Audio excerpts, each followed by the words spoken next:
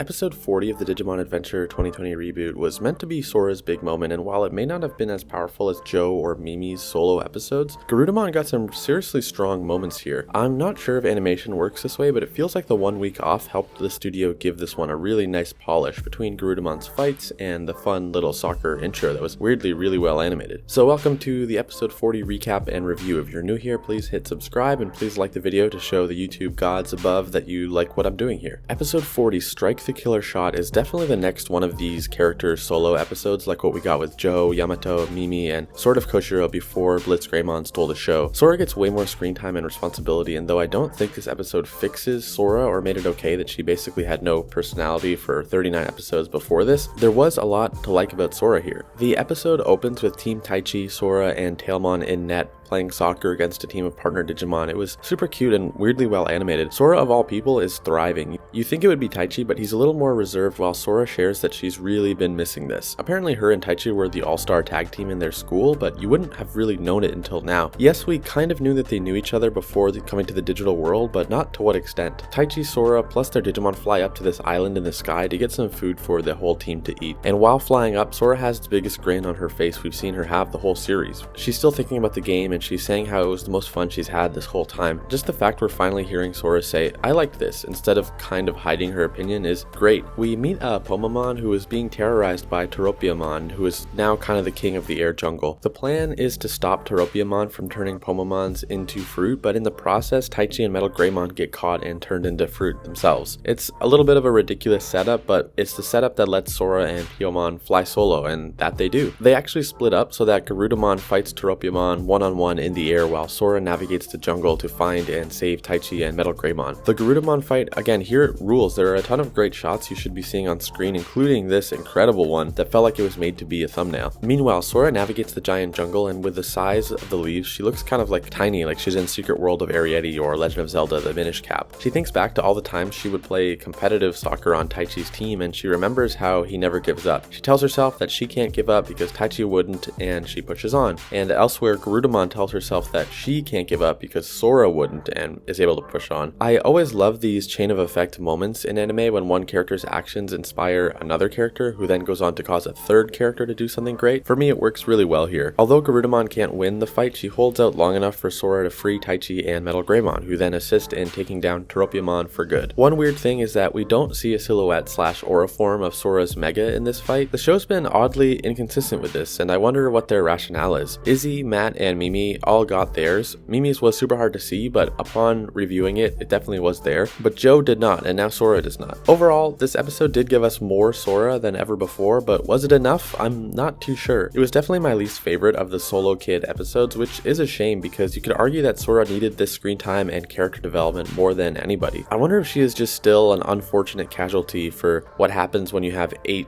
characters to write for. It's probably why later series cut down on the cast sizes. Just like last week, I also think this episode would have worked a little better if it happened a little earlier in the series. This same week, Toei Animation's YouTube and social media channels were blasting out all this material that was saying like, "Welcome to the final act of the story," and it just so doesn't feel like that, at least not yet. It looks like next week won't be any different either, but I hope things pick up drastically after that episode, so that would be episode 42. But as always, let me know your thoughts on this episode as well as how you're feeling about where we are. Are you excited? Did you love this one? Are you worried about the pacing of the third act? Or are you confident that Digimon 2020 will stick the landing? Let me know by leaving a comment. Thanks for watching, and I will see you in the next video.